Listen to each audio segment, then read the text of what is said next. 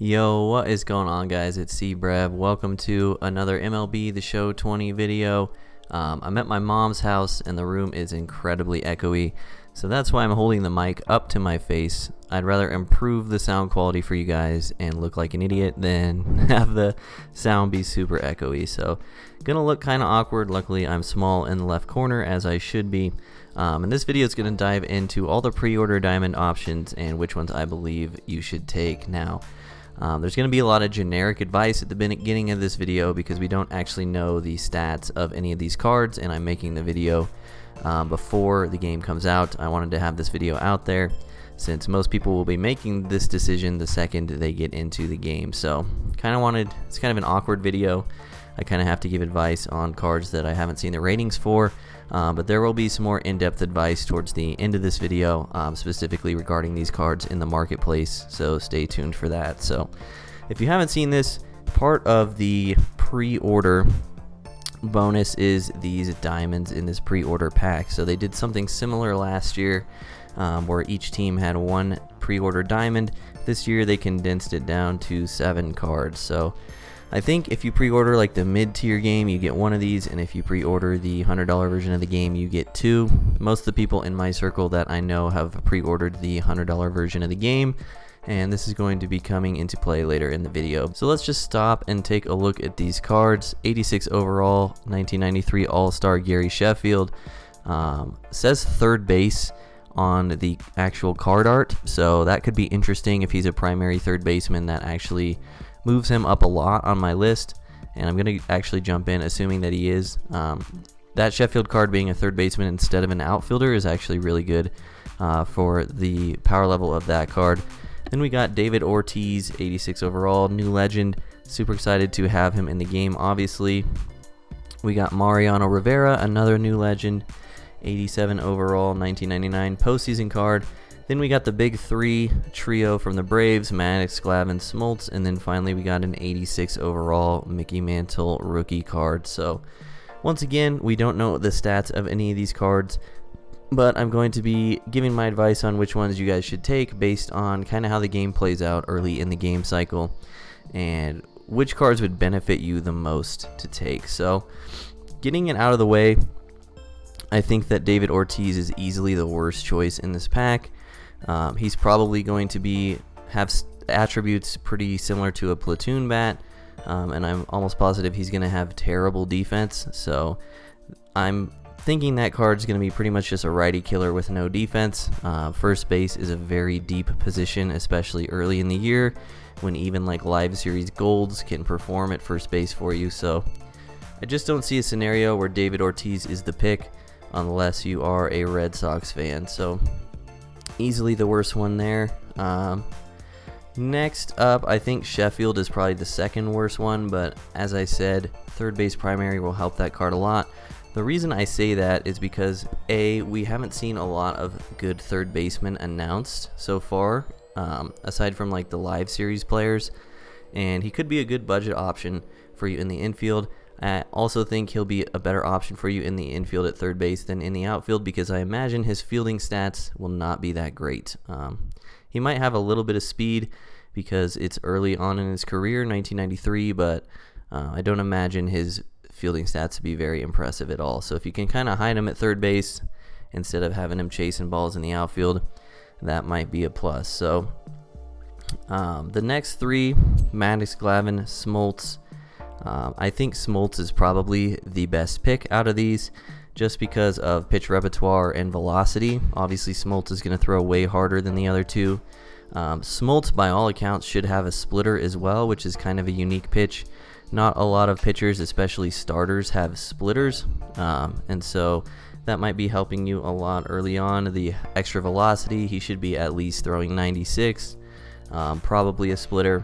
I think that's going to be a good card. We don't know how good two-seamers are, and we also don't know how good circle changeups are, and those are the best pitches for Maddox and Glavine respectively. So it's kind of hard to make a decision on those 2, but I imagine both of their hits per 9 and K per 9 will be pretty low. So I imagine they are going to be very much control pitchers, and your opponents are going to have pretty big PCIs against them because hits per 9, K per 9 determine the size of your opponent's PCI, and Maddox and Glavine didn't really have the greatest stats in these categories in real life. So out of the pitchers, I like Smoltz the most. And then that leaves Mantle and Rivera. We don't know anything about this Mickey Mantle card. I'm kind of hoping he specializes in one attribute, like he's really fast and has poor hitting stats. If he's kind of like general across the board, I think he's still okay, but probably honestly better outfield options to start the game, especially with us probably getting some big names in the team affinity program. Don't get me wrong, switch hitting center fielder, probably pretty good, but I just want to make sure he can play center field effectively, which means he needs to have decent fielding stats and good speed. So if he hits those categories, I like that as a pick overall, and I think he's the second best choice. And then finally, that leaves Mariano Rivera, who I believe is the best choice out of this pre-order pack for a multitude of reasons. If you missed my video on pitcher familiarity, a brief summary is that people tend to struggle against pitchers that they haven't seen a lot in the past. And so Mariano Rivera being a new legend, also being a closer, meaning you'll probably only face him for one inning at a time and probably only in games that you're losing. People are not going to be getting a lot of reps against this Rivera card, and so I think he'll be very good online, especially early on. Additionally, he should have pretty good hits per 9, decent K per 9. So he checks all the boxes as far as making your opponent's PCI small. And then a little bit of big news here. We weren't sure what his pitch repertoire would look like. People are scared that he was pretty much just going to have 3 fastballs. And there was an Australian who actually streamed MLB The Show 20 this morning, and he kind of leaked this Mariano Rivera card. And his pitch repertoire is cutter, four-seamer, and slider. So I think that is infinitely better than what anyone was expecting, especially having a slider.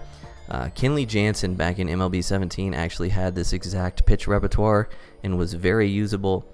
And so I imagine that's pretty much best case scenario for Mariano, unless they went crazy and gave him a sinker or something. But yeah, cutter, four-seamer, slider is what we saw from the leak. And so based on all of that information, I think Mariano is the best pick out of this pack.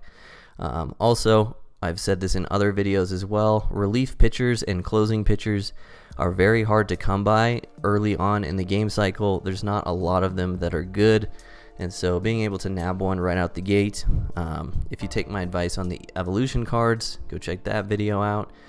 You could be looking at Mariano Rivera and Dennis Eckersley in your bullpen pretty much day one. So I think that's really strong, and I really value laying out pitcher depth early in the game cycle as opposed to chasing decent to good hitters and filling out your lineup that way. So to briefly summarize, I think that the best pick out of this pack is Mariano Rivera. I think if he has good fielding and speed stats, then Mickey Mantle is the second best pick out of this pack. And then it's a tie for third best between the 3 pitchers of the Braves, and I think that Smoltz is probably the best pick out of those 3. So that's a brief summary. Kind of want to get into more of the market stuff now and why you may not actually have to make a decision with these. So this is pretty cool, something I've thought about. Again, this is market speculation. This is not proven to be true or has happened yet at all. This is just what I believe is going to happen. So if you guys remember last year, we had Preorder Diamonds. However, they were very thinly spread out. There was 1 per team, so 30 total, and you only got 1 from the pre-order of the game. Each person only got 1 of them. So this year they condensed it a lot. Not only did they condense it down from 30 players to 7, but they made it so people who pre-ordered the largest edition get 2 choices instead of 1. So this has massive implications on supply and demand for these cards moving forward early in the game cycle. So moving from 30 cards to 7, and each player getting 2 instead of 1, the supply of these cards is going to be massively higher compared to the supply of the pre-order diamonds last year. And so my prediction is that maybe after a week, maybe even the first day, who really knows, sometime early in the game cycle, these cards will be very cheap and very well worth the price. I imagine a lot of people who did the pre-order will just be selling these cards, whether they're going for collection rewards and they need the stubs, or whether they need the stubs for Battle Royale or doing Team Affinities, all that stuff. I could definitely see a scenario where someone looks at these cards and just says they'd rather have the stubs than the cards. So given that there will be a lot more of them circulating, and the fact that their demand will probably be equal to last year, but supply will just be so much higher in the market for these cards, I imagine they will be pretty cheap. So last year, after about a week, the pre-order diamonds settled around 20,000 stubs each. I imagine this year, after about a week, I wouldn't be surprised if these cards settled for around 10 to 15k, which is an insane steal to get a high 80s diamond the first week of the game. I think that's a huge steal. So my plan of attack, again, this is market speculation. Again, you don't have to listen to me. I just wanted to inform you guys of my speculation. My plan of attack is to take Mariano Rivera, and given that he has good speed and fielding, Mickey Mantle. If not, I'll go with John Smoltz. But I also plan on buying pretty much everyone except Ortiz from this pack. I'll have to see Sheffield's stats. Maybe Sheffield can go by the wayside as well.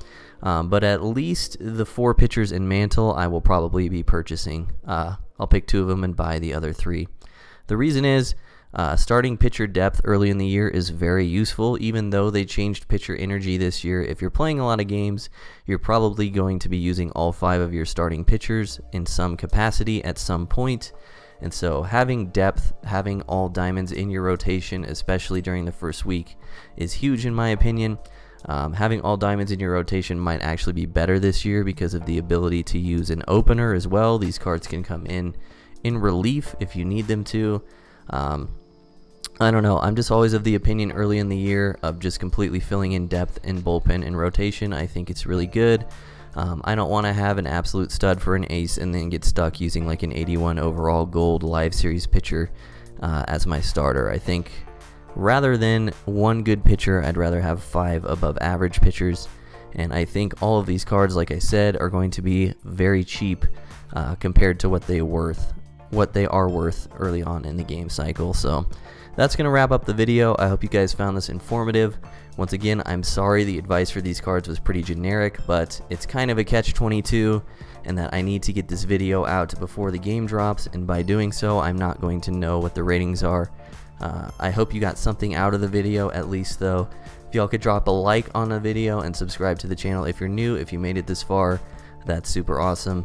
I appreciate all you guys. Let me know in the comments if you have any disagreements or thoughts to add, and I will see y'all in the next video. Peace.